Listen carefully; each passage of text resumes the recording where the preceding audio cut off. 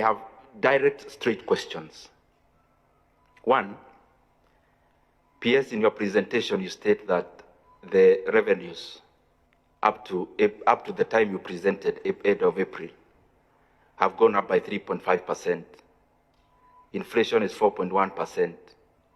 So in real terms, therefore, our revenues have actually gone down in real terms if you discount inflation from the nominal growth of revenue. So in your assessment as the National Treasury, are the taxes of 2023 and last year worth it? And especially given the debate they generated, but clearly through the figures you have presented, there is actually no revenue from those taxes. Secondly, you have stated that you project the revenues as they were stated at 3.3 trillion shillings. I would want to know the kind of how much GDP are you calculating with? Because in your own figures, the GDP I have seen hovering around 18 to 19 trillion, then the 17.2% benchmark you've put on yourself is actually 3.9 trillion, not 3.3. So because most of our decision making will be based on the GDP, how much GDP are you dealing with in terms of this financial year? The other issue I asked the chairman for, you interact a lot with our committee and finance, housing levy. And chairman, forgive me, I'm asking because this presentation is basically more economic. I mean, there is very little budget in terms of what they are seeking. It's more macro, so I'll be finishing soon. In terms of housing levy, your own data shows that construction sector in Kenya went down last year, actually contracted. Given the housing levy that is being deducted, yourself, I mean, your opinion, don't you think this money was better off in private pockets than when we give it to government?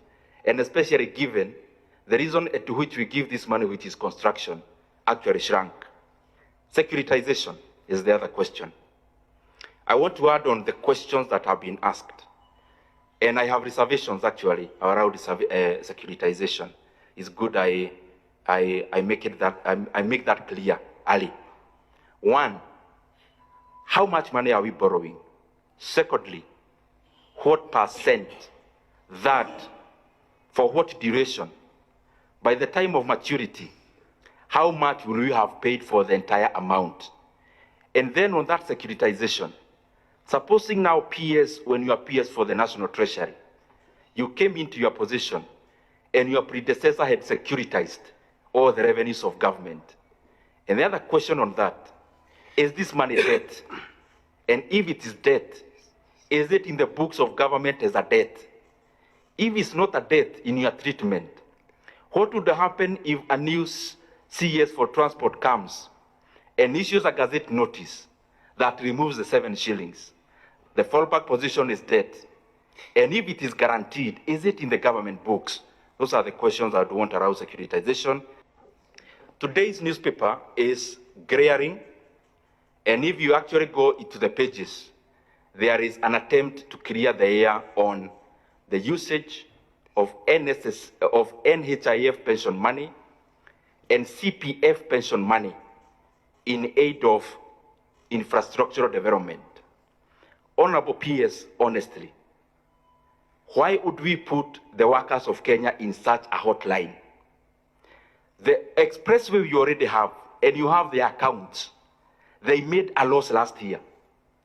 And then we are here pressuring the pension funds, and especially NSSF and PCF, to invest in a project or in nature of projects that I have shown in the past they are not attractive in terms of their commercial viability. Is it prudent that the NSSF invests pension money in infrastructure projects, and especially given the example we already have is making losses? Privatization is the other one. I saw there is an attempt to privatize some of the government assets, and especially Safaricom. I would want to know what is the timeline. Because as you know, Bwana Kibet, I am sure you are very well versed in that, and especially given you're also a director in Safaricom.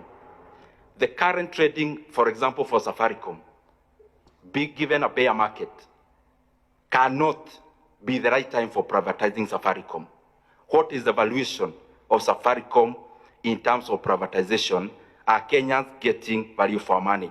Very lastly, please, PS, when you go back to the office, this is my request. Go and do a memorandum to this committee. The same way you have requested some additional expenditure. Please do a memorandum. One, the budget that you are making is short in terms of capitation money. Has no 6 billion for examinations. Basically, we are just budgeting, knowing we are going to increase our deficit later. Let us include the critical fundings now. Examination, capitation. Please do a memorandum of including 3.8 billion shillings for UHC healthcare workers, Honorable PS. The entire 8,571 for their confirmation to permanent and pensionable. In a budget of 4.2 trillion, 3.8 trillion is barely just 1% of that money. Actually less, 0.1% of that money. And also include the amount for village elders. For our village elders to be paid around 8,000 a month, you just require less than 10 billion shillings, which is money you can afford as a national treasury to write a memorandum to us. And also, please, the decision that was made through the finance bill in terms of agricultural produce, these are very important issues. We cannot afford to move agricultural inputs from zero rated to exempt, because as we talk now, Uga prices is in its highest prices for the last 18 months. And especially given we already have subsidy in fertilizer, we cannot afford to increase the cost of agriculture. Thank you very much, Honorable Chair. Very well. When appears you talked about the inflation rate, which has declined to 4.1. Yet, when you look at the circumstances in the agricultural field and the pharmaceuticals, you are moving from zero rated to tax exemption at the input level. Don't you think that you're going to increase inflation further because the consumer or the retailer is going to bear these costs when the cost of food substance or the pharmaceuticals products are going to increase? Don't you think that this is going to lead to high cost of living and burdening Kenyans further, now that high cost of living is an issue of concern, the first issue of concern to Kenyans? You did project your revenue for the financial year 25-26 in the current budget to be approximately around 3.3 trillion, yet the highest that you've ever collected, is around 2.4 trillion. And this circus goes on, and what you tell us is that the financing will be done through external financing, which will come to around 284 billion, and the domestic financing, which you stated at 291 billion. Is this achievable, taking into account that you have a budget of 4.2 trillion?